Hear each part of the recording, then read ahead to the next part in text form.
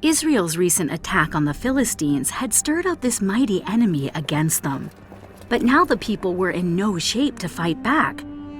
King Saul had made godless and arrogant decisions, leading Israel into confusion, distress, and fear, so that their eyes were not on the victory God could provide, but only on an enemy that outnumbered them by the thousands.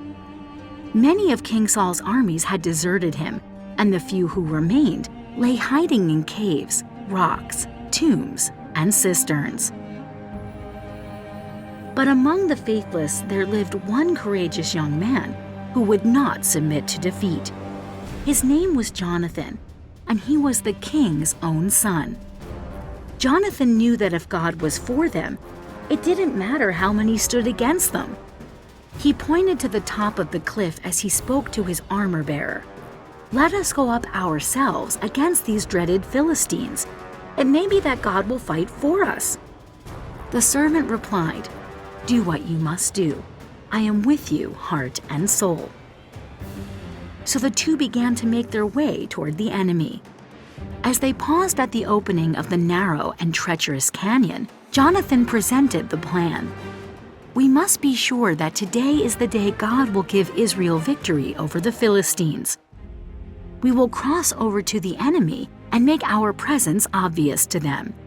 If they tell us that they will come down to where we are, then we will not go any further.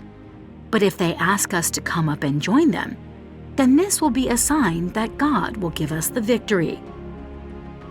The Philistines watched as the two approached the clearing. Amused by the pitiful contest the situation presented, they called down to Jonathan and his companion, "Come up here, we'd like to show you a thing or two."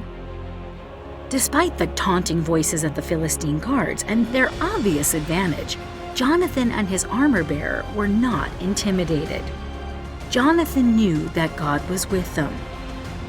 "Come up after me," he called out to his armor-bearer, "for the Lord has given them into the hands of Israel." So the two made the treacherous journey up the jagged rock wall toward the Philistine bullies.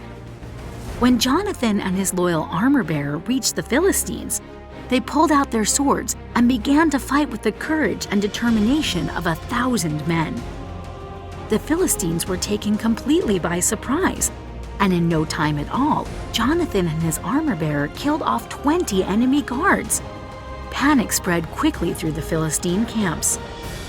Then God sent a mighty earthquake which sent the enemy into such confusion they ran every which way to escape the unseen enemy.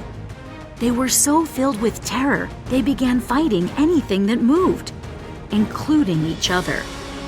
Soon King Saul and all the men of Israel came out from hiding and began to chase after them in battle.